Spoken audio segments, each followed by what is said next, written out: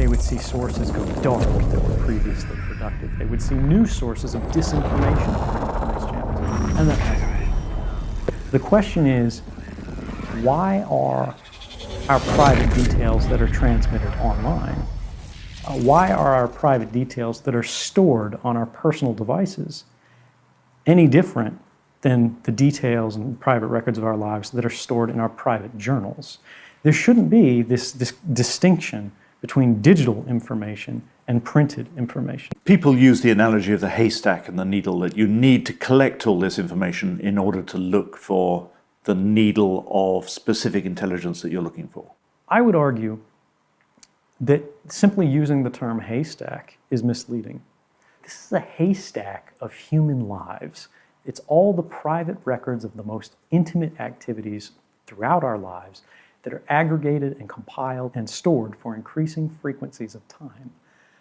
It may be that by seizing all of the records of our private activities, by watching everywhere we go, by watching everything we do, by analyzing every word we say, by weighting and passing judgment over every association we make and every person we love, you see things that are deeply troubling all the time. And it's not just one person, it's many of them.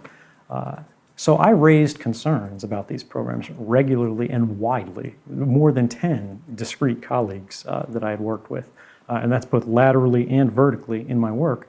I went to and I showed these programs. I said, what do you think about this? Isn't this unusual? How can we be doing this? Isn't this unconstitutional? Isn't this a violation of rights? You're talking about patterns of behavior.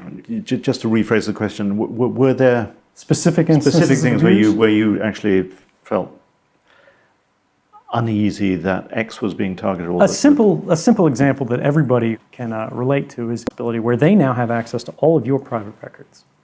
Now, in the course of their daily work, they stumble across something that is completely unrelated to their work in any sort of necessary sense.